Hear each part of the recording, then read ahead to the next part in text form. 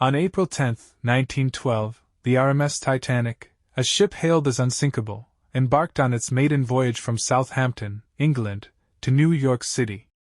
The Titanic was the largest and most luxurious ship ever built at the time, designed with the latest technology and the finest materials.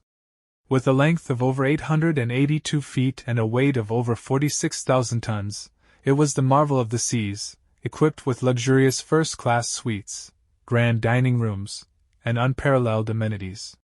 Despite its grandeur and technological advancements, the Titanic's voyage was doomed from the start. It set sail with over 2,200 passengers and crew, a mix of the world's wealthiest people and the lower-class individuals who worked on board.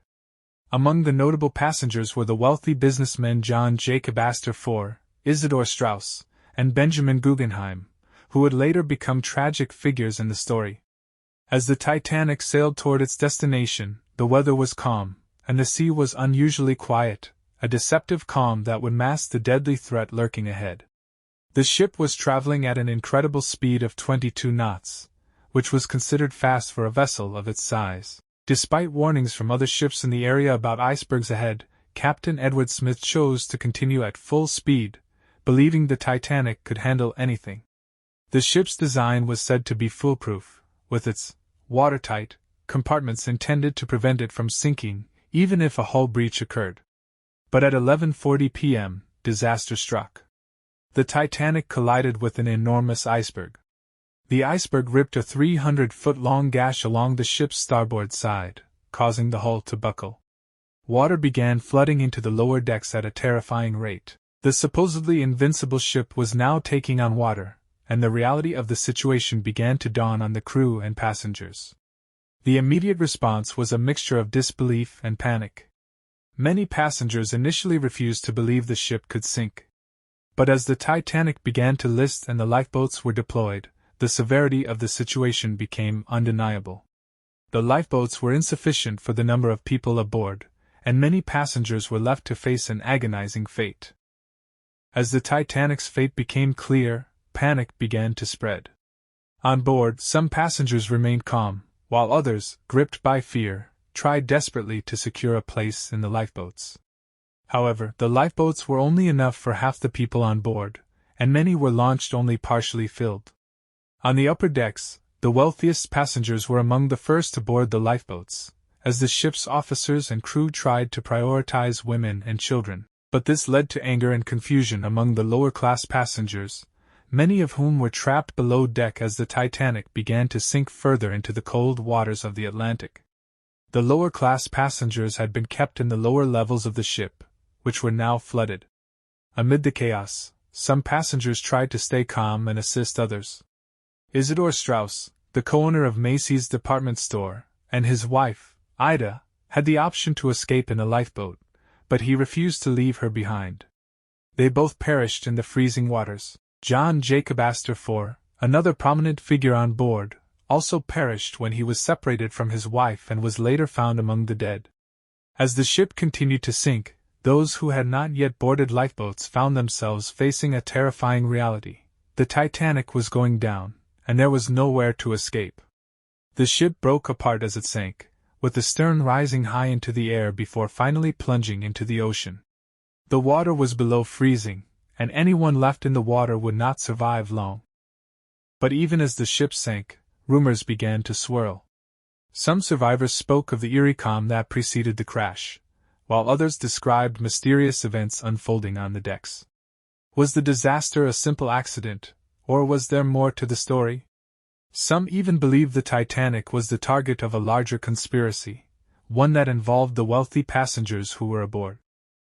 After the Titanic sank, the world was left in shock. Over 1,500 lives were lost in the disaster, and the survivors were left to tell their stories. However, as the investigations began, many strange things started to surface. Some of the most prominent figures on board, such as J.P. Morgan, the financier who had interests in the shipping industry, became subjects of conspiracy theories. Morgan was said to have had a business relationship with the company that owned the Titanic, the White Star Line, but he was not on board the ship. Some speculated that he had known the ship was in danger and had deliberately avoided traveling on it. Why had he not been on the Titanic? Was he aware of some flaw in the ship's design that others didn't know about? Others questioned why the Titanic was speeding at night, despite clear warnings about icebergs. Could there have been financial motivations behind the decision to push the ship to its limits? Some suggested that the ship's owners were more concerned with completing the voyage on time than with ensuring the safety of passengers and crew. As the investigation into the disaster continued, the public began to uncover strange discrepancies. Key documents related to the Titanic's construction and safety inspections were mysteriously lost or never recovered. The ship's design flaws were also questioned, with some experts suggesting that the ship's supposed watertight compartments had been poorly constructed and could not withstand the damage caused by the iceberg.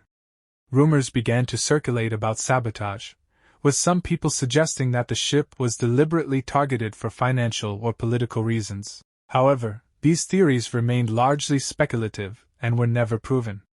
Still, the idea of a hidden conspiracy surrounding the Titanic persisted, especially after the loss of so many prominent individuals who might have had enemies or been involved in controversial business dealings.